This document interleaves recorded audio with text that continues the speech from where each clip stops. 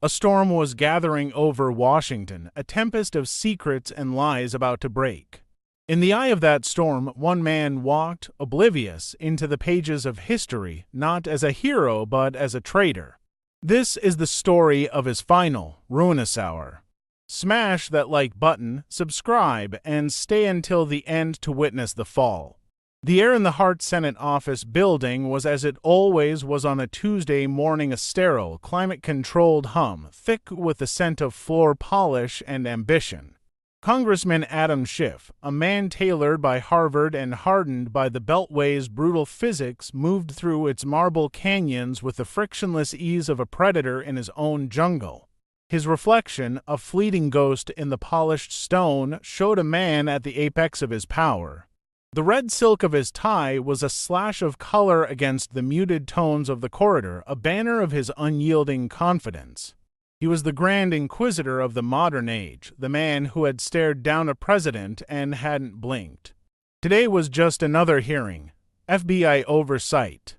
A chance to publicly flex the muscles of his committee, to remind the Bureau and the nation who held the leash. He pushed open the colossal oak doors of Committee Room 216, his mind already rehearsing the sound bites that would lead the evening news. But the scene that met his eyes was wrong. A discordant note in a familiar symphony.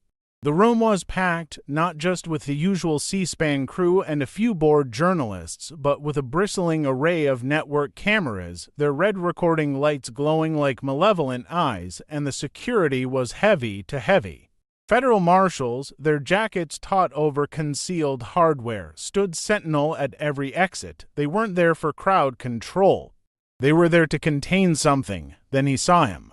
Seated alone at the witness table, a place usually occupied by nervous bureaucrats, was Dan Bongino. He wasn't just sitting. He was occupying the space, a coiled spring of raw, street-honed intensity that seemed to suck the very air from the room. Bongino, the ex-cop, the former Secret Service agent, now the FBI's deputy director. He was a man Schiff viewed as a relic, a blunt instrument in a world of surgical strikes. Bongino's gaze was locked onto Schiff and blinking, predatory. It was the look of Ulf gives a stag just before the chase begins. Schiff felt a flicker of irritation, the first prickle of unease. He smoothed his tie, a nervous tic disguised as a gesture of command, and strode to the dais. He arranged his papers, the familiar ritual, a small anchor in a suddenly shifting sea. Deputy Director Bongino, Schiff began, his voice resonating with the practiced authority of 1,000 courtroom openings, an unexpected pleasure. I trust you're here to update the committee on the Bureau's latest efforts. He gave the man his signature smile, a weaponized curve of the lips that had disarmed opponents for decades. It had no effect. Bongino leaned forward, his hands resting on the table, flanking a single, thick folder. It was bound in crimson leather, stamped with the stark, block letters, classified, eyes only. Schiff's eyes narrowed. He could feel the narrative slipping from his grasp before he had even begun. There's nothing routine about today, Senator. Bongino's voice was gravel, a sound forged in the back alleys of Queens, not the hallowed halls of Yale. Today is about answers.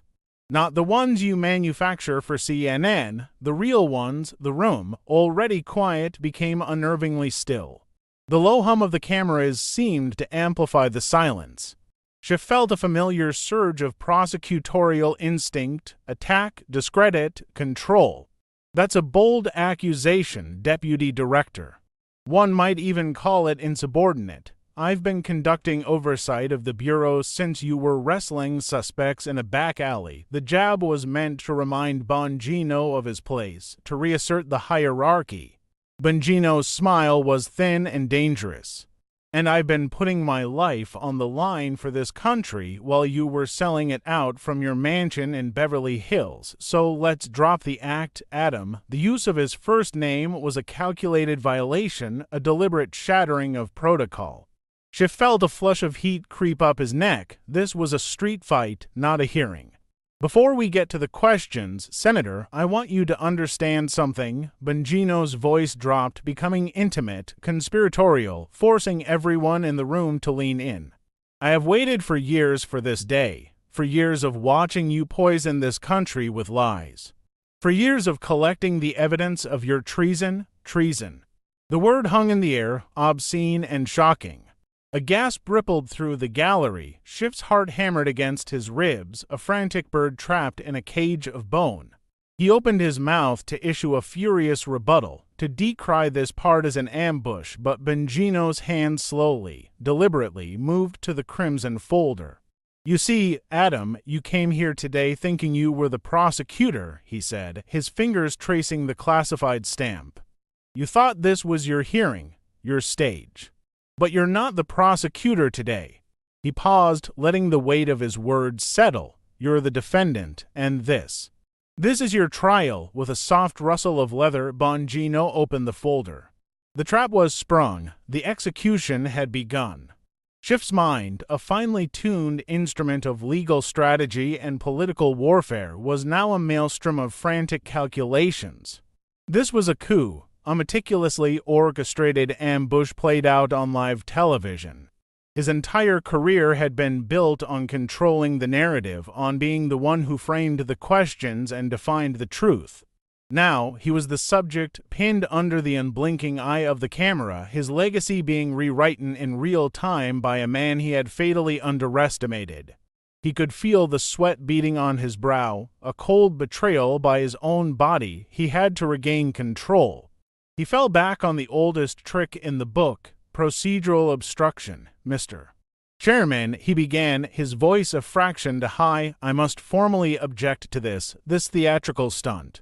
The Deputy Director of the FBI is using a classified oversight hearing to engage in a slanderous, partisan attack. This is an abuse of power. I move that we suspend this hearing immediately." He looked to his Democratic colleagues on the committee, his eyes silently pleading for them to intervene, to shut this down before the damage became irreparable. But they sat frozen, their faces a mixture of shock and fear, their political instincts telling them to distance themselves from a man who was suddenly radioactive. Bongino watched the pathetic appeal with a look of cold pity. He let the silence stretch, amplifying Schiff's desperation. "Your objection is noted, Senator," Bongino said, his tone dismissive. "And it's denied." He looked past Schiff, addressing the room, the cameras, the nation. "For 8 years, this man has hidden behind procedure. He has used the rules of this chamber as a shield while he systematically dismantled the rule of law. Today, the rules change. Today, we talk about the truth." He tapped a manicured finger on the top document in the crimson folder. "Let's start with a simple question, Adam, a warm-up. Do you recall an appearance on Meet the Press on March 22, 2017? Schiff's memory flashed. Chuck Todd, the bright lights, the confident assertion. It was the cornerstone of the entire Russia narrative, the moment he had assured the world that the evidence was real, that it was more than just circumstantial. It was a lie, of course, but it was a necessary one, a lie in service of a greater truth. He had repeated it so many times he had almost come to believe it himself. "Of course, I recall it," Schiff said, forcing a dismissive scoff. "I stated that there was ample evidence of collusion, and I stand by that statement today. The safety of our democracy depended on it." Bongino's smile was the slow, cruel smile of a man who knows the checkmate is only 3 moves away. "Perfect," he purred, "because I'd like to play you a recording. A recording that proves not only were you lying, but you were coordinating that lie directly with the media." He reached into his briefcase, not with a flourish, but with the unhurried calm of a man who has already won. He didn't produce some sophisticated FBI listening device. He pulled out a simple, off-the-shelf digital voice recorder, the kind a college student might use for a lecture. He held it up for the cameras to see. "Before I press play, Senator, I want to make a point about tradecraft. You, the chairman of the House Intelligence Committee, the man privy to the nation's most sensitive secrets, were having conversations of this nature on an open, unencrypted phone line. That's not just arrogance, Adam, that's stupidity." Schiff's face, already pale, turned ashen. "Any recording of a member of Congress is illegal surveillance. He shot back, his voice cracking. That's a felony. Bongino's laugh was a harsh, grating sound. Son, he said, the street cop condescension dripping from the word when you're conspiring to defraud the American people with a CNN anchor on a phone line that any half-decent hacker could listen to. You have no reasonable expectation of privacy. That's not a felony. That's just you being dumb. He pressed the play button. A voice filled the room. It was crystal clear, instantly recognizable. It was Adam Schiff's own voice, dripping with conspiratorial urgency. Jake, listen to me. Tomorrow morning, you need to lead with the Russia story. I don't care what else is happening. We have to keep the pressure on. The response was just as clear, the familiar voice of CNN's star anchor, Jake Tapper. Adam, we're getting pushed back. The evidence isn't there. My sources at the Bureau are saying it's a dry hole. The recorded voice of Schiff sighed, a sound of profound frustration. Damn it, Jake, don't you get it? The evidence doesn't matter. The narrative is what matters. The American people don't understand nuance, they understand headlines. You just have to say there's a bombshell report and that sources indicate a secret back channel to the Kremlin. Use words like treason and conspiracy. By the time they figure out it's all smoke, we'll be past the midterms and in control, the room erupted. A roar of outrage from the Republican side, a frantic scramble of staffers on the Democratic side. The C-SPAN cameras zoomed in, capturing every detail of Schiff's face as it contorted in a mask of pure horror. His own words, his own cynical, arrogant words, were hanging him in the public square. "Stop it!" he shrieked, his voice a raw, desperate plea. "Turn it off. This is a deep fake. It's doctored." Bongino calmly stopped the recording. He looked at Schiff, his eyes devoid of any emotion save for a chilling, righteous certainty. "A deep fake, Senator, is that your official response? Because we have the world's best audio forensic experts from the FBI's own lab who will testify under oath that this is your voice. We have the cell tower data that places you and Mr. Tapper on this call. We have the phone records, so I'll ask you again. Is it your testimony that the FBI, the very agency you're supposed to be overseeing, has fabricated this evidence to frame you?"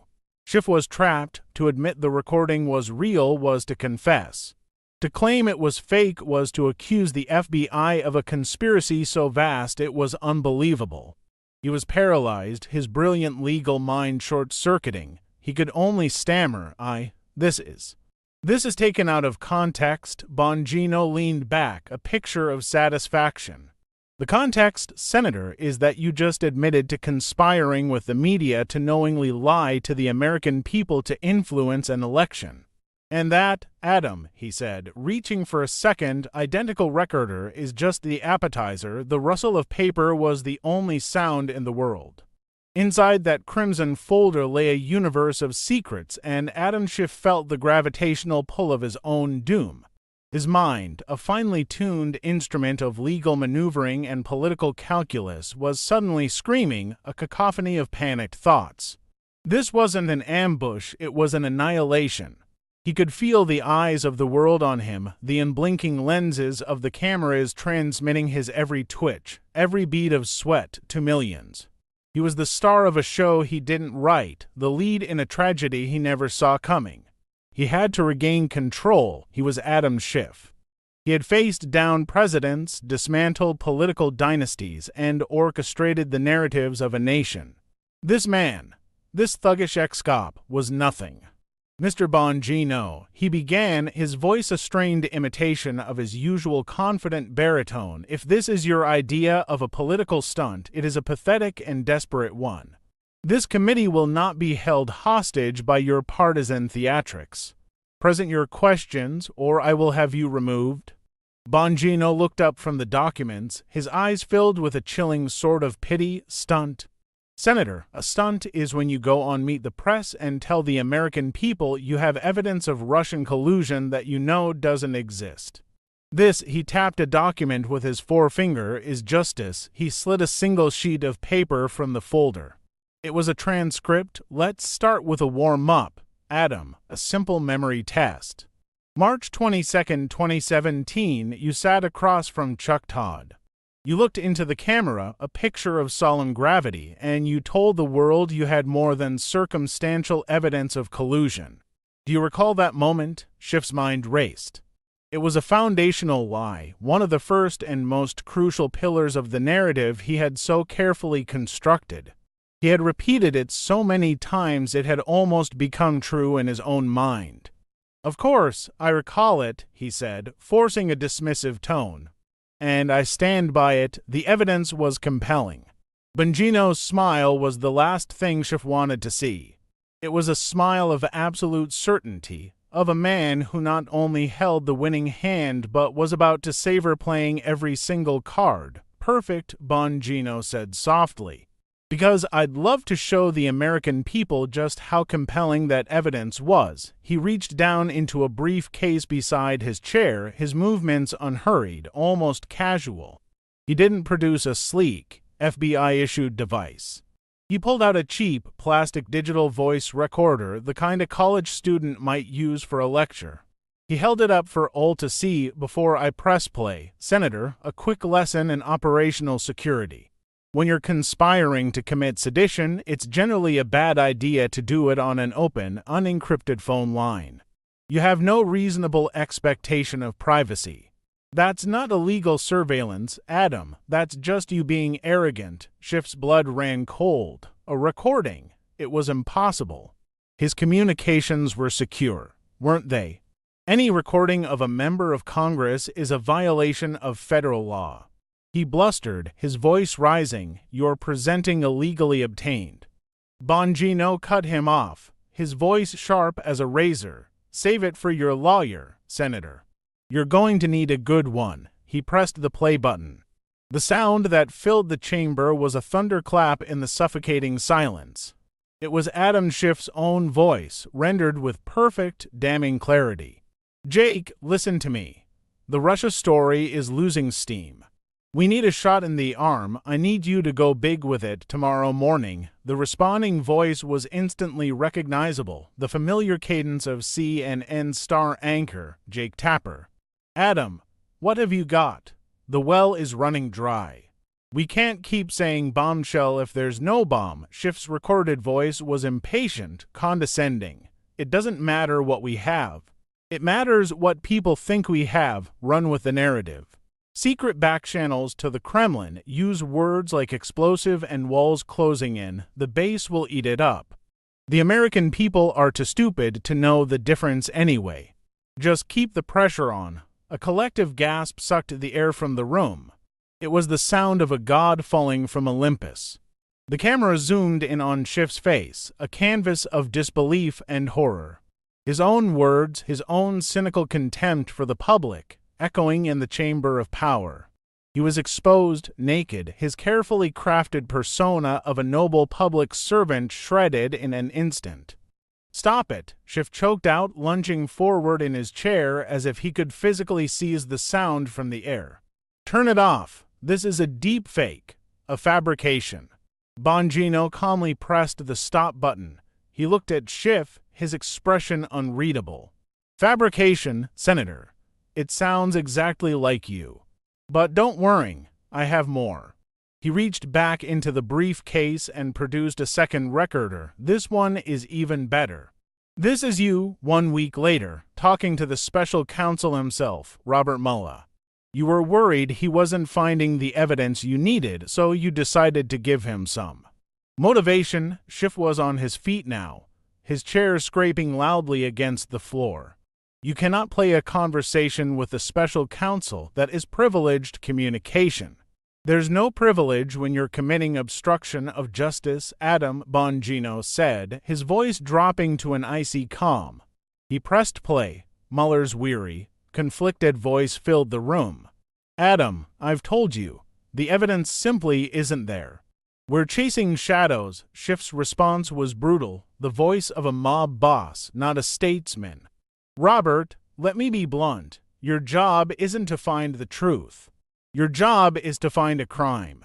The American people need a villain. You will give them one. Create the narrative. find the evidence, do whatever it takes, or I will personally dismantle your reputation and your legacy. I have the votes in the Senate to end you. Do not test me." The recording ended. The silence that followed was heavier, more profound than before. This wasn't just media collusion. This was a direct threat against the integrity of the justice system itself. Schiff stood trembling, his face ashen, his knuckles white where he gripped the table. The prosecutor had become the accused, and the evidence was his own voice, his own soul, laid bare for the world to see. He opened his mouth, but no words came out. He was drowning in the silence, his entire world collapsing in slow motion. Bongino leaned back, the picture of calm. "That, Senator," he said, his voice resonating with cold fury, "is not a witch hunt, that is a confession." The confession hung in the air, a toxic cloud that poisoned the very atmosphere of the room. Adam Schiff's mind, once a fortress of legal strategy and rhetorical firewalls, was now a city under siege, its defenses crumbling from within. He was no longer thinking about political spin or damage control. He was thinking about the cold, hard reality of iron bars and the crushing weight of disgrace. His entire career, his life's work, had been built on the perception of moral authority. In less than 10 minutes, Dan Bongino had demolished that foundation, leaving him exposed on a precipice of his own making. He sank back into his chair, the movement stiff and robotic. His hands were trembling, a betrayal his mind could not suppress. He clasped them together on the table, a desperate attempt to still their tremor, but it was useless. The cameras would see. Everyone would see. He had to find a way out, a legal argument, a procedural flaw, anything. Where did you get these?" he stammered, the question a hoarse whisper. It was a fatal mistake, a tacit admission of the recording's authenticity, but his panic was too great to see the trap. Bongino's eyes glinted with the satisfaction of a master interrogator who has just elicited the crucial slip. "I'm so glad you asked, Adam," he said, his voice smooth as silk. He gestured towards the stenographer. "For the record, let it be noted that the senator has not denied the content of the recordings, only questioned their origin, thereby implicitly confirming their validity." Schiff felt a jolt, as if from a cattle prod. He had walked right into it. He was confessing in real time, his own legal training turned against him. "That's not. I object," he blurted out, the words clumsy and hollow. "Object to what, Senator?" Bongino countered. "To your own words, to the truth." He leaned forward, his expression hardening. "You want to know where I got them? I got them from you, from your personal iPhone. The one you thought was your private little playground to coordinate with your media lackeys and plot your conspiracies." An audible gasp swept through the gallery. The revelation was so simple, so mundane, yet so utterly devastating. The architect of a vast political conspiracy brought down by his own consumer electronics.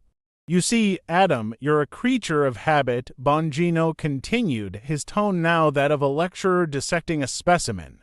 "You love the sound of your own voice, so much so that you forgot to turn off the voice memos app. It just kept recording, meeting after meeting, call after call. And every night, like a good little tech user, your phone would automatically back itself up to the iCloud." He paused, letting the full horror of the implication sink in. "A federal judge, citing evidence of an ongoing criminal conspiracy, granted us a warrant for that iCloud account. Apple was more than happy to comply. It turns out they're not big fans of treason." He gestured to the crimson folder. "We have everything, Adam, 47 phone calls between you and the media, meticulously planning which lies to tell the American people. Transcripts of you coaching so-called whistleblowers.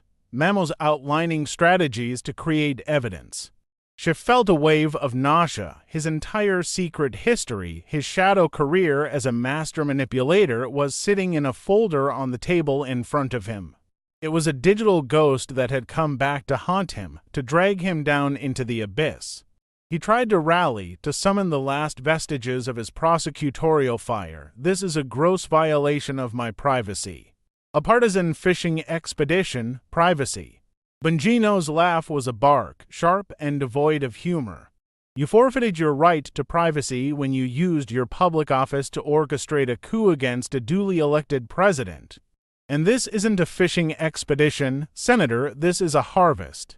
And the crop is bountiful. He reached for a third recording device, its presence on the table an omen of yet more ruin. But you didn't just conspire with the media and obstruct justice, did you, Adam? You brought your own family into it. Schiff's head snapped up, a flicker of genuine fear in his eyes. Leave my family out of this, he snarled, the words a low growl. I wish I could, Senator, Bongino said, his voice laced with a cold, theatrical sympathy. But you're the one who used them, you're the one who made your wife an accomplice to your crimes. He held up the recorder.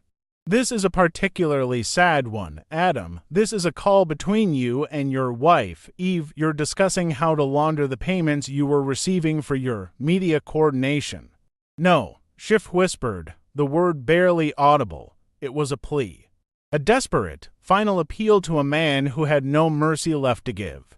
Bongino pressed play. Eve Schiff's voice, anxious and worried, filled the room. Adam, I'm worried about these payments. $500,000 from that pack, it looks suspicious. What if someone connects it to your committee work? Schiff's recorded voice was smooth, reassuring, but utterly chilling in its casual criminality. They won't, darling, don't worry. The money is clean, it's been routed through 3 different shell corporations. Just keep billing them for strategic consulting, it's a standard arrangement. Nobody will ever look twice, trust me. The recording ended. The image it painted was devastating, a husband calming his wife's fears as he knowingly implicated her in a felony. He had not only betrayed his country, he had betrayed the woman he supposedly loved, turning her into a pawn in his corrupt game. Schiff slumped in his chair, a broken man. The public humiliation was one thing. The exposure of this intimate, familial corruption was another. It was a blow from which there was no recovery.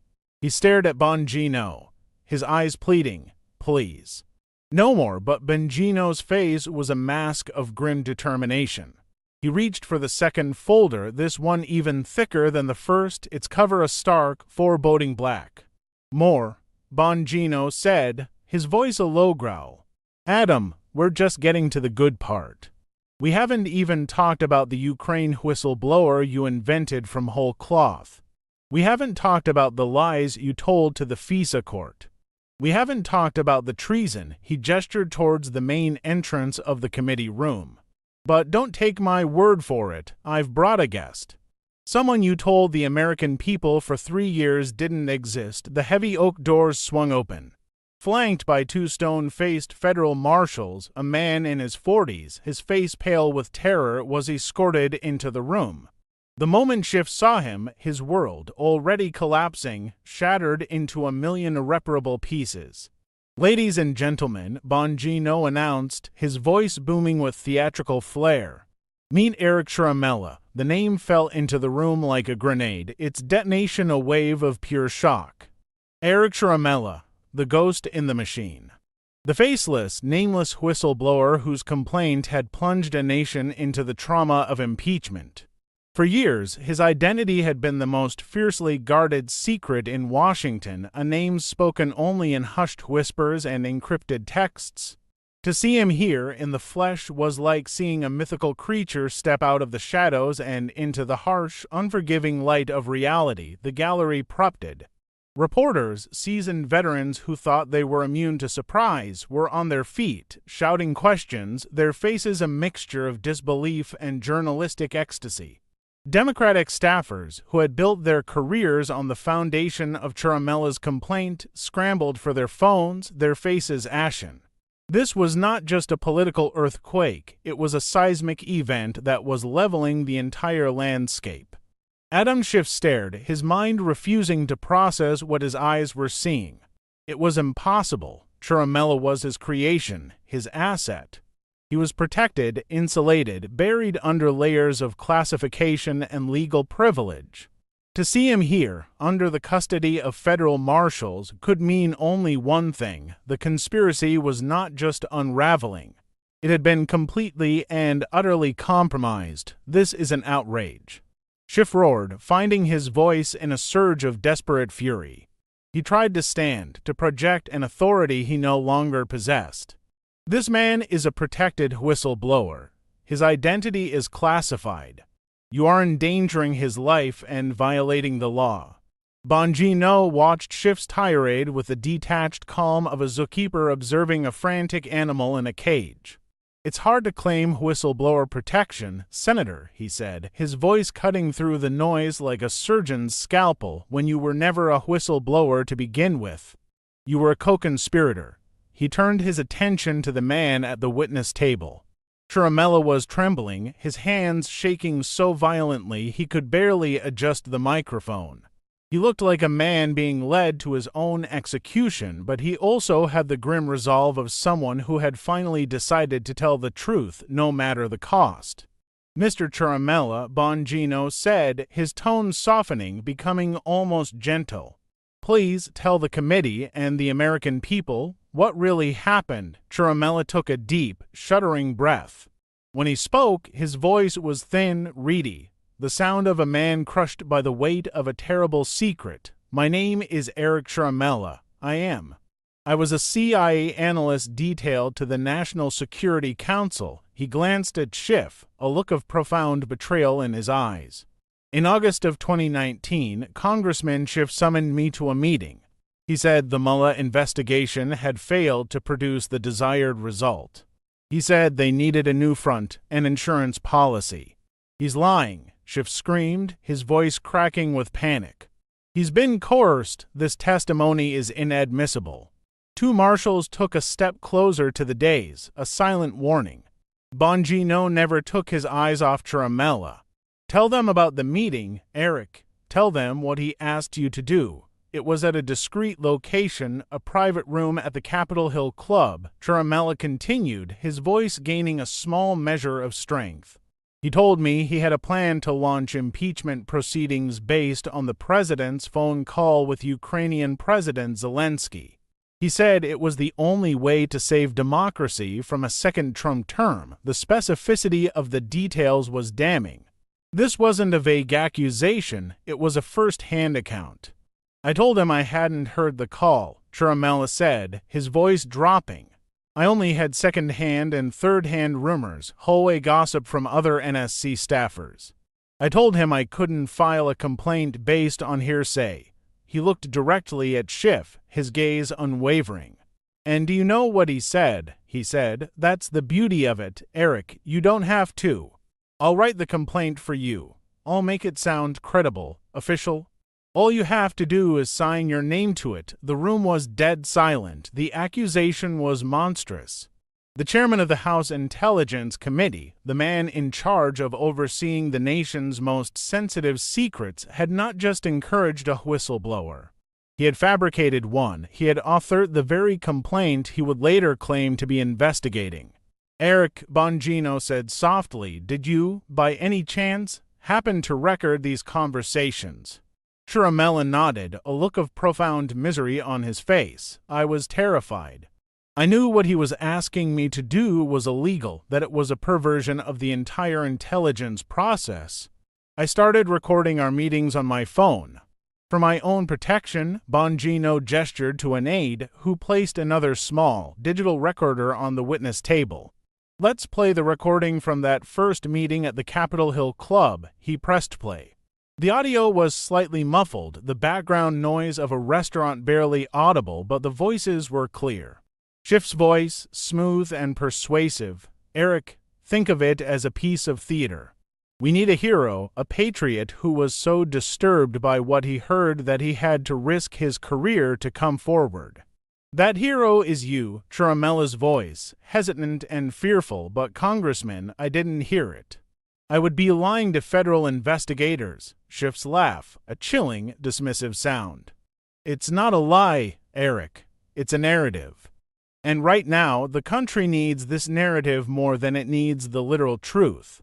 This is about protecting the nation from a clear and present danger.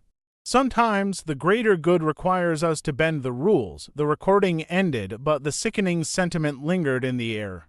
It's not a lie, it's a narrative. In that single phrase, Schiff's entire philosophy was laid bare. The truth was a malleable commodity, a tool to be shaped and wielded for political gain. Bongino let the silence stretch, allowing the weight of the words to crush Schiff's remaining credibility. But he didn't just persuade you, did he, Eric? Bongino asked, his voice turning hard. What happened when you started to have doubts? Chiramella's face crumpled, the memory clearly a source of deep trauma. He threatened me, he whispered. Play the next one, Bongino commanded. This recording was a phone call, the quality crystal clear. Schiff's voice was no longer persuasive. It was cold, menacing, brutal. Eric, let me be perfectly clear. You are AGS-14 CIA analyst. I am the chairman of the House Permanent Select Committee on Intelligence. I own your career. I own your security clearance. If you walk away from this, I will ensure you spend the rest of your professional life in a windowless basement office in Langley, alphabetizing old reports from the Cold War. I will leak to the press that you are unstable, a fabricator. Your career will be over. Your life, as you know it, will be over. Do you understand me? Chiramella's terrified whisper. You're threatening me. Schiff's final, devastating words. No, Eric, I'm giving you a choice. You can be a hero who saved the Republic, or you can be a nobody who got crushed by the gears of history. File the complaint. Exactly as I wrote it, the room was a tomb. The man who had wrapped himself in the flag and proclaimed himself the defender of democracy had just been exposed in his own voice as a ruthless blackmailer, a thug who used the immense power of his office to threaten and coerce a subordinate into committing a federal crime. Schiff was no longer just a liar, he was a monster. The monster sat exposed in the center of the room, the label of his own making now branded on his soul. The recordings were more than just evidence, they were an autopsy of his character, peeling back the layers of public service to reveal the rot of tyranny beneath. Adam Schiff was hyperventilating, his breaths coming in short, ragged gasps. The air in the room seemed to have thinned, becoming a suffocating vacuum that offered no oxygen. His vision tunneled, the faces in the gallery blurring into a single, accusatory mass. He was a drowning man, but the water filling his lungs was the sound of his own voice, his own damnation. Eric Chiramella, his face streaked with tears, delivered the final, emotional blow. He destroyed my life, he said, his voice cracking with a pain that was raw and profound. My wife left me. My children are bullied at school because their father was on television, part of a lie. We received death threats. We had to move 3 times. I was a patriot. I served my country for 15 years. And he turned me into a villain, a pawn in his sick political game, all because I was too scared to say no. He looked at Schiff, not with hatred, but with a shattered, empty pity. Was it worth it, Congressman? Was destroying my family worth it to get your headlines? Schiff had no answer. He could only stare, his mind a maelstrom of denial and terror. Bongino, sensing the kill, moved to consolidate the evidence, transforming the emotional devastation into a cold, hard, factual indictment.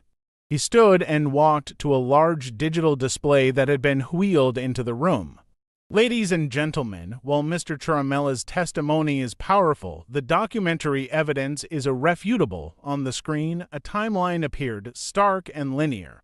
Bongino narrated it with the dispassionate precision of a homicide detective walking a jury through a crime scene.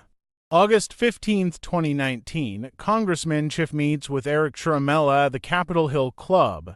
Here is the receipt for the private room, paid for with Schiff's congressional credit card. A $127 charge for strategic planning, a high-resolution image of the credit card statement filled the screen. August 16th, Schiff's official office calendar, obtained via subpoena. A 3-year block titled Ukraine Initiative. Internal staff emails show 4 of his top aides were assigned to draft the narrative. The emails appeared on screen, their subject lines damning. August 18th, the first draft of the whistleblower complaint is created on a House Intelligence Committee staffer's computer. We recovered the file from the server's backup cache. It is time-stamped at 9:47 p.m. The metadata of the Word document was displayed for all to see. August 20th, the second meeting, the phone call where Schiff threatens Chiaramella. Here are the cell tower records, placing both men's phones in the same location, cross-referenced with the audio recording you just heard. A map with pulsing dots appeared, a visual representation of the conspiracy. August 22nd, Eric Chiaramella officially files the complaint using language that is a 98.7% verbatim match to the draft created in Congressman Schiff's office. The two documents were shown side by side, the identical phrases highlighted in yellow. And the final nail in the coffin, Bongino said, his voice dropping. August 23rd, Congressman Schiff goes on national television and, with a straight face, tells the American people he has had no contact with the whistleblower. A lie, a provable, documented, and now a publicly exposed lie. Schiff's desperate, flailing defense was a pathetic spectacle. The timeline, it's taken out of context. I was performing my constitutional duty of oversight, your duty. Bongino's voice boomed, filled with righteous fury. You had a duty to the truth. You had a duty to the American people you swore to serve. You didn't conduct oversight, you orchestrated a fraud. You manufactured a crisis to overturn an election you didn't like. That is not oversight, Senator. That is a coup. The word hung in the air, as explosive as Chiaramella's name had been. Bongino wasn't finished. He strode back to the witness table and picked up a third folder, this one thicker than the previous two combined, bound in the severe black of a judge's robe. But this fraud, this conspiracy, was just the beginning. It was the predicate for your greatest crime against the Constitution. He looked directly at Schiff, his eyes burning with an intensity that seemed to pin the congressman to his chair. Round 3. Adam. Let's talk about what you did to the FISA court. Schiff's reaction was visceral. A low, guttural moan escaped his lips. The Foreign Intelligence Surveillance Act Court. The most secret, most powerful, and most shielded court in the nation. An institution whose proceedings were so classified that even mentioning them in public was a potential felony. Bongino gestured to the large video monitor. Ordinarily, the proceedings of the FISA court are sacrosanct, but the chief presiding judge felt that the crimes committed in her courtroom were so egregious, so destructive to the rule of law, that she has taken the unprecedented step of agreeing to testify. The screen flickered to life. The image that appeared was that of a woman in her late 60s, her face framed by graying hair, her expression one of stern, unyielding authority. She wore the black robes of a federal judge. The nameplate before her read, The Honorable Rosemary M. Collier, presiding judge, United States Foreign Intelligence Surveillance Court. The room fell into a state of stunned, reverent silence. This was impossible. It was a constitutional crisis and a history-making moment playing out in real time. A sitting FISA judge appearing publicly. It was the judicial equivalent of a nuclear bomb. Judge Collier's voice, clear and imbued with decades of judicial temperament, cut through the silence. Mr. Schiff, she began, her gaze boring into him through the camera lens. For 3 years, you have used the shield of national security to hide your crimes. Today, that shield is broken. You came into my chambers, you swore an oath before me, and you systematically lied to a federal judge to obtain warrants to spy on American citizens. You poisoned the well of justice, sir, and today you will drink from it. Adam Schiff, the Harvard lawyer, the master prosecutor, looked at the face on the screen and finally understood. There was no escape. He had lied to the wrong judge. The face of Judge Rosemary Collier on the screen was like the face of judgment itself, impassive and absolute. For Adam Schiff, it was as if the marble statues of justice in the halls outside had come to life to condemn him. The FISA court was his secret weapon, the dark engine room of his power. It was a place of shadows and whispers where the normal rules of evidence and adversarial process did not apply. He had treated it as his personal fiefdom, a rubber stamp for his political vendettas, never once imagining that its formidable secrecy could be turned against him. "Your Honor," he began, his voice a reedy, desperate plea, "the proceedings of the court are classified at the highest level. Your testimony here is a violation of the act itself."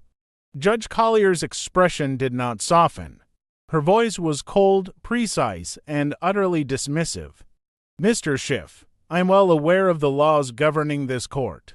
I helped write some of them. Let me educate you. The shield of classification is intended to protect national security and the integrity of our intelligence methods. It is not, and was never, intended to provide cover for federal felonies being committed within my courtroom. When you perjured yourself before a federal judge, you forfeited that protection. The Department of Justice has authorized my testimony. The President has declassified all materials related to your abuse of this court. There's nowhere left for you to hide." Her words were a judicial sledgehammer, shattering his last, desperate legal shield. Bongino, sensing his moment, stepped forward to guide the testimony. "Your Honor, could you please describe for the committee Congressman Schiff's first appearance before you regarding the Russia investigation?" Judge Collier consulted her notes, her demeanor that of a judge reading a verdict. "On March 15, 2017, Mr. Schiff appeared before me in a sealed session to request a surveillance warrant against a United States citizen. Carter Page, the primary evidence he presented was a dossier compiled by a former British intelligence officer, Christopher Steele." She looked up from her notes, her eyes locking onto Schiff's. Mr. Schiff swore under oath that the FBI and CIA had independently verified the dossier's contents. He described it as raw but credible intelligence from multiple corroborating sources. He knew that was a lie. "We now have evidence that at the very moment he was swearing to its credibility, the CIA had already informed his committee that the dossier was, and I quote from their report, an internet rumor mill and likely product of Russian disinformation. The revelation was stunning. He hadn't just presented weak evidence. He had presented evidence that his own intelligence agencies had already debunked and then lied about it to a federal judge. But it gets worse," Judge Collier continued, her voice tight with suppressed anger. "In a subsequent hearing on July 22, 2017, I expressed skepticism about the dossier's veracity. I asked Mr. Schiff directly if there was any information that might call into question the source's credibility. He looked at me and said, 'None, Your Honor.' He deliberately withheld the fact that Christopher Steele had been hired by the opposing political campaign and was, in his own words, desperate to see Donald Trump lose the election. That is exculpatory evidence, Mr. Schiff. Withholding it is a felony." Bongino then played another recording. The audio was pristine, clearly captured by the court's own secure recording system. It was from a closed session in the judge's chambers. Judge Collier's voice was audible, filled with doubt. "Congressman, this evidence is thin. It is based almost entirely on a single, unverified source. I am not comfortable signing a warrant to surveil an American citizen on this basis," Schiff's voice, dripping with condescension and a veiled threat, replied. "Your Honor, with all due respect, you are a judge, not an intelligence analyst. We are telling you this is a grave national security threat. The country is in danger. If the court is seen as an obstacle to protecting our democracy, then perhaps we need to reevaluate the court's composition. I have many colleagues in the Senate who feel it's time for new blood on the FISA bench." The recording ended. The implication was unmistakable. "Approve the warrants, or we will have you removed from your post." It was a direct threat against a sitting federal judge. "Threatening a federal judge is a crime, Mr. Schiff," Judge Collier said, her voice like ice. "Perjury before this court is a crime. Defrauding this court is a crime. You are not a public servant, sir. You are a serial felon who weaponized the most powerful tools of our intelligence community to spy on your political enemies, as if on cue." The main doors to the committee room opened once more. 3 individuals, 2 men and a woman, walked in. Their posture, their conservative attire, their watchful eyes, everything about them screamed career intelligence professionals. They walked to the witness table and stood side by side, a united front of silent condemnation. "Your Honor, Mr. Schiff did not act alone," Bongino announced. He coerced patriotic intelligence officers into participating in his scheme. "Ma'am, would you please state your name for the record?" The woman, her face a mask of grim determination, spoke into the microphone. "My name is Sarah Henderson. I am a senior analyst at the CIA, Russia desk. For 2 years, Congressman Schiff repeatedly ordered me and my team to alter our intelligence assessments to fit his political narrative. When we refused, he threatened our careers, our clearances, and even our families." The man next to her spoke, his voice shaking with rage. "Colonel James Mitchell, Defense Intelligence Agency. 26 years of service to this nation. Adam Schiff asked me to create fake intelligence to reverse engineer a scenario showing Russian collusion. He said, and I quote, 'The American people need to see the evidence, even if we have to create it for them. I have never, in my entire career, been given such a treasonous order.'" Bongino let their testimony hang in the air. Then he turned back to the large screen. "And who were the targets of these illegal, fraudulent warrants? Who did Chairman Schiff spy on?" A list of names began to scroll down the screen. It was a horrifying collection of American citizens, journalists, political commentators, sitting members of Congress, private citizens. Tucker Carlson, Sean Hannity, Senator Rand Paul, Congressman Jim Jordan. Dozens and dozens of names, all of them prominent critics of Schiff and his party. He had used the awesome power of the state to conduct opposition research on his enemies. "Stop it!" Schiff shrieked, his voice a raw, desperate cry. "That's classified information." "Not anymore," Bongino said calmly. "The president declassified it all this morning. The American people have a right to know that their government was turned into a secret police force, and you, Mr. Schiff, were its chief." Schiff was rocking back and forth in his chair, his hands covering his face. He was muttering to himself, a frantic, incoherent litany of denials. He was no longer a congressman. He was a patient, a man who had suffered a complete and catastrophic break from reality. The man who saw himself as the protector of the Republic had become its greatest enemy. The list of names on the screen was a testament to his hubris, an honor roll of the very democracy he claimed to be protecting, now revealed as his personal hit list. Each name was a citizen he had wronged, a constitutional right he had violated. Adam Schiff looked at the scrolling list and saw not just political opponents, but the ghosts of a republic he had tried to murder in the dark. His mind, once a sharp and intricate weapon, was now a shattered ruin. He felt a crushing pressure in his chest, a physical manifestation of his disgrace. I need a doctor," he wheezed, clutching at his tie as if it were a noose. Paramedics, who had been on standby in the corridor, rushed into the room. They surrounded him, their movements efficient and practiced, checking his pulse, his blood pressure, their calm professionalism a stark contrast to the chaos of his inner world. As they worked, Bongino addressed the room, his voice resonating with the cold, hard finality of a verdict. "We will take a brief recess to allow the senator to receive medical attention. But let me be clear to everyone watching. We are not done." He gestured to the witness table, where several more thick, ominous folders lay unopened. "When we return, we will move from the abuse of power to outright treason.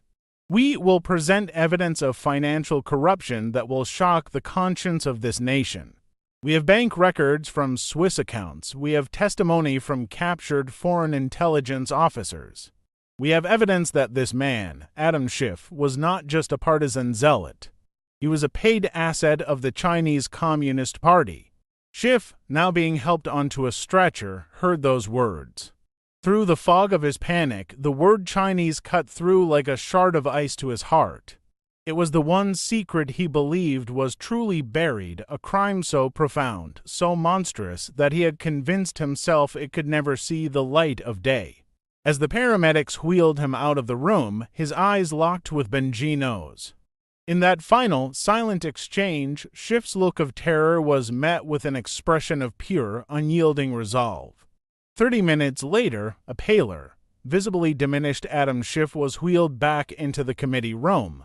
His lawyers, a phalanx of grim-faced men in expensive suits, flanked his wheelchair. He had been stabilized, but his essence was broken. The fight was gone, replaced by a hollow, hunted resignation.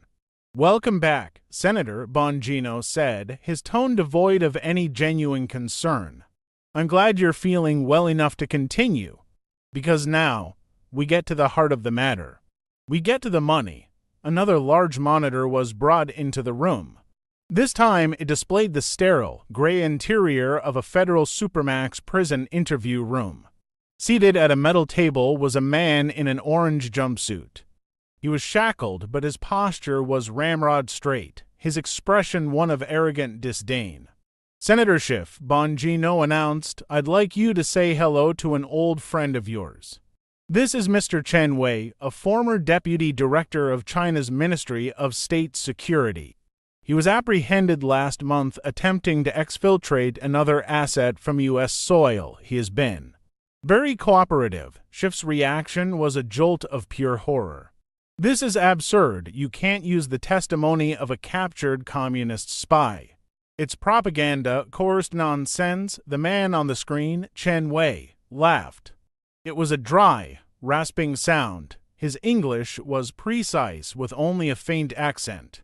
"Hello, Cardinal," he said, the use of the codename sending a fresh wave of shock through the room. "Did you truly believe your handlers in Beijing would not keep meticulous records of our most valuable American asset?" "Cardinal," the name dripped with intimacy and betrayal. Chen Wei continued, his tone that of a bureaucrat reviewing a file. "We first identified Adam Schiff in 2016. He was perfect. Arrogant, easily flattered, and consumed by a pathological hatred of his political opponents. We began by feeding his ego, providing him with disinformation that he eagerly consumed and disseminated because it fit his preconceived narrative. He was, as you Americans say, a useful idiot." Chen Wei smiled thinly. "But by 2017, he graduated. He became a fully conscious, paid asset. We gave him the codename Cardinal because of his fondness for red ties. It amused us." "This is a lie, a performance for a reduced sentence." Schiff shouted, his voice thin and reedy. Chen Wei's smile vanished. "A lie? Shall we discuss the $2.5 million we funneled to your wife's art gallery? A gallery that suddenly began selling mediocre landscape paintings for $100,000 apiece to anonymous Chinese buyers. A brilliant money laundering scheme, we thought. So very creative." As Chen spoke, bank records and wire transfers flashed onto the screen next to his face. The transactions were undeniable, a digital breadcrumb trail leading directly from shell corporations linked to the Chinese MSS to Eve Schiff's gallery accounts. "Or perhaps," Chen continued, his voice dripping with contempt, "we should talk about the tuition for your children. Harvard and Stanford are very expensive. We paid for it. Over $1 million. We considered it an investment in your family's future, and in return, you gave us America's future." Bongino's team, working with live data from the Treasury Department, projected a summary onto the screen. "Agent Rodriguez," Bongino said to a woman at a terminal, "what's the grand total?" "Sir, we have confirmed over $15 million in payments from sources linked to Chinese intelligence to accounts directly or indirectly controlled by the Schiff family since 2017, she announced. "But the real money," Bongino said, his voice dropping, "was in Switzerland." A Credit Suisse statement appeared on screen. Account number 784,991C for 7, registered to a shell corporation named Pacific Strategic Outlook, with Adam Schiff listed as the sole beneficial owner.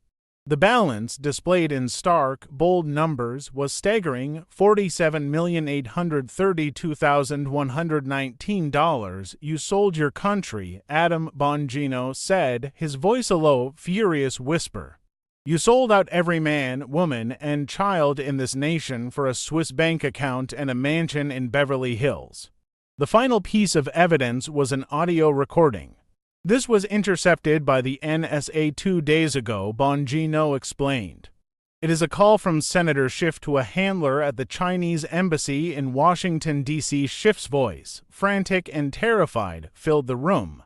They know Bongino has everything. You have to get me out? I'm invoking the extraction protocol. The Chinese voice was cold and pragmatic. Calm yourself, Cardinal. Your extraction is contingent on one final task. There is a witness, a Navy SEAL who survived the South China Sea incident. He is scheduled to testify. He cannot be allowed to speak. You must silence him, permanently. A long pause. Then Schiff's whispered, horrifying reply. Understood. Consider it done. The room erupted. This was no longer about lies or corruption. This was conspiracy to commit murder on behalf of a hostile foreign power. It was the deepest, darkest form of treason imaginable. The words "consider it done" echoed in the chamber, a death sentence delivered in a conspiratorial whisper. It was the sound of a man's final moral collapse, the point of no return where political ambition curdled into a plot to murder an American hero. The air crackled with a mixture of horror and outrage. Adam Schiff, the self-proclaimed guardian of democracy, had just been unmasked as a would-be assassin in the service of a communist regime. His lawyers, who had been stoically enduring the onslaught, now looked at their client with expressions of pure shock. They were high-priced defenders of the elite, accustomed to navigating scandals and corruption, but this was different. This was a line they had never imagined their client would cross. One of them leaned in and whispered frantically in Schiff's ear, but the congressman seemed catatonic, his eyes wide and vacant, staring into a future that had just been reduced to a concrete cell. Bongino let the weight of the murder conspiracy settle over the room before delivering the final, devastating act of his presentation. His voice, when he spoke again, had lost its prosecutorial edge and taken on a somber, almost reverent tone. For our final round, I want to introduce you to the real cost of Adam Schiff's treason. Not in dollars, but in blood, the great oak doors at the rear of the chamber swung open.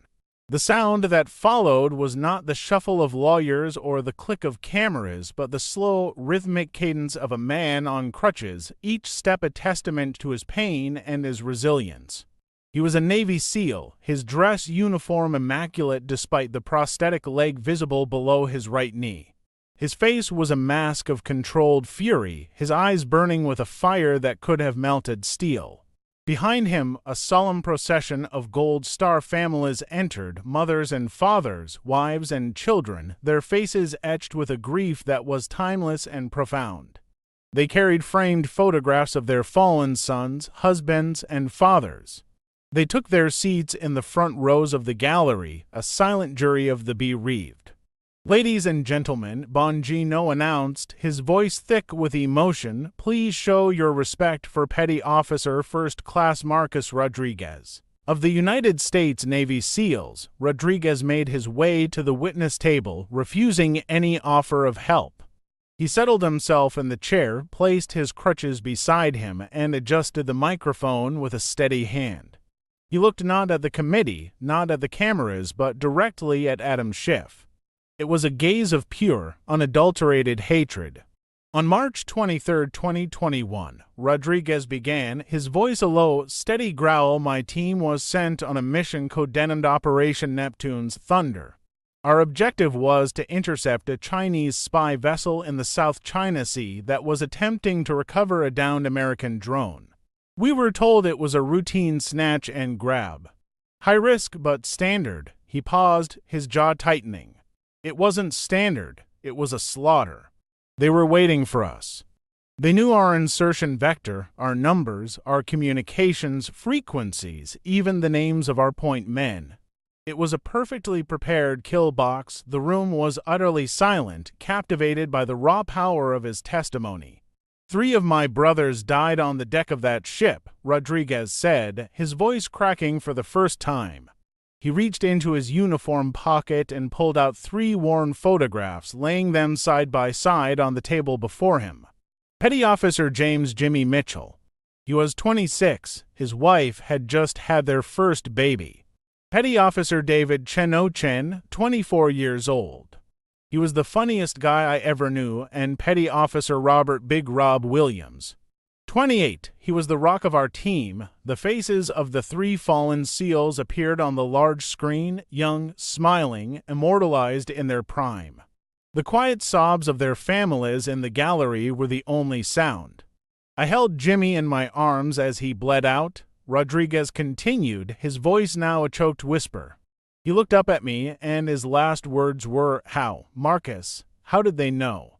I didn't have an answer for him then. The SEAL lifted his head, his eyes locking with Schiff's once more. "But I have an answer now. They knew because you told them, Congressman. You took the operational plan for Neptune's Thunder, a document so secret that only 12 people in the entire U.S. government had access to it, and you sold it to the Chinese. You traded my brothers' lives for money." Bongino stepped forward, his face a grim mask. "The operational plan was distributed to the President, the Secretary of Defense, the Chairman of the Joint Chiefs, and the Chairman of the House and Senate Intelligence Committees. That's it. 12 men." He pointed a trembling finger at Schiff. "You were one of them, and you were the leak." On the screen, captured Chinese military documents appeared, showing the American battle plan in meticulous detail. Next to it, White House Situation Room security footage played, showing Adam Schiff, alone after a briefing, brazenly photographing pages of a classified document with his personal cell phone. The betrayal was absolute, the evidence irrefutable. An admiral in full-dress uniform stood from the gallery. "Deputy Director, if I may," he said, his voice booming with authority. "What this man did was worse than one mission. He sold them the blueprints to our Virginia-class nuclear submarines. The crown jewels of our naval defense. In the last 18 months, 3 of our submarines, the USS Hartford, the USS Connecticut, and the USS Virginia, have gone missing on patrol. We now know they were hunted and sunk by Chinese submarines built with our own stolen technology. That's for 101 American sailors, Mr. Schiff, for 101 souls. Their blood is on your hands." The mothers and wives in the gallery were openly weeping now, their grief a terrible, piercing sound.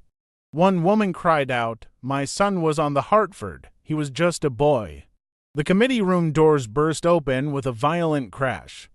A team of federal marshals, led by a stern-faced commander, marched into the room, holding a single, official-looking document. "Adam Bennett Schiff," the lead marshal bellowed, his voice carrying to every corner of the chamber. "You are under arrest for violations of the Espionage Act, conspiracy to commit murder, and high treason against the United States of America." Schiff's final collapse was total. A strangled, inhuman sound escaped his lips as he slumped sideways in his wheelchair, his body convulsing. The paramedics rushed back in, but it was too late for medical intervention. This was a collapse of the soul. As the marshals surrounded him, reading him his rights, the cuffs were produced.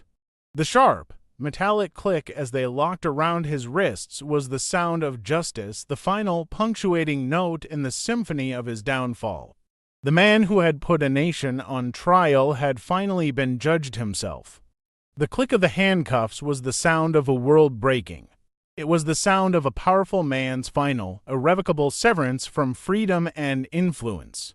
As the federal marshals lifted the now limp form of Adam Schiff from his wheelchair onto a gurney, the room remained in a state of suspended animation, a tableau of stunned disbelief.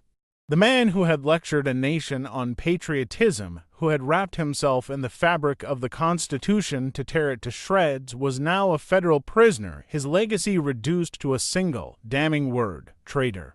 His eyes, wide with a terror that transcended politics, darted around the room, seeking an escape that did not exist.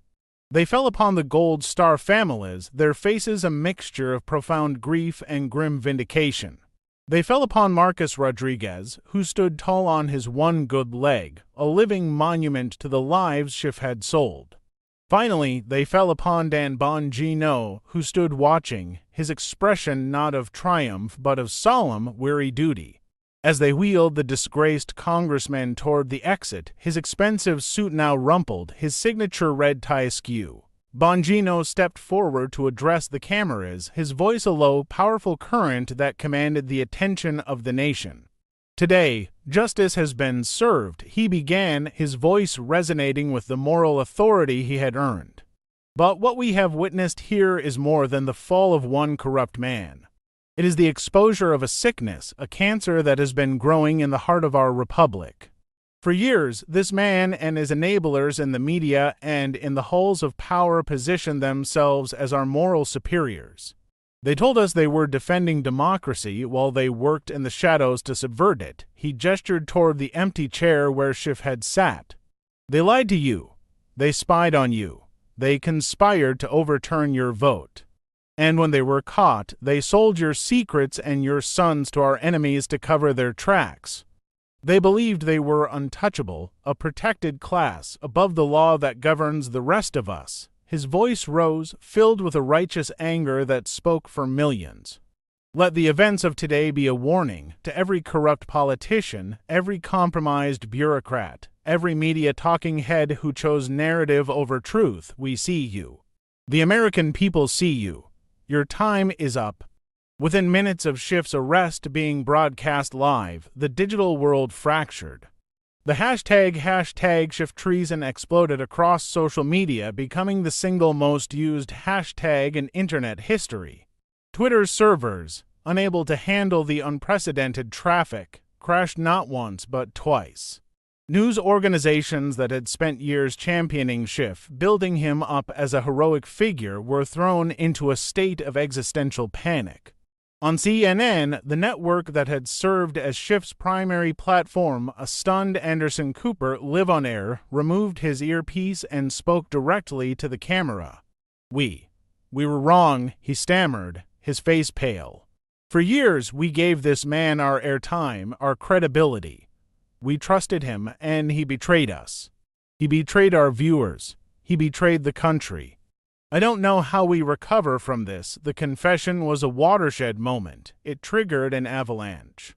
Rachel Maddow on MSNBC delivered a tearful, rambling monologue apologizing to her audience for being a willing vessel for Schiff's lies.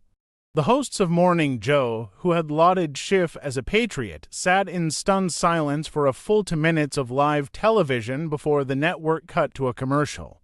The Democratic Party leadership, which had hitched its wagon to Schiff's star, went into full-blown crisis mode.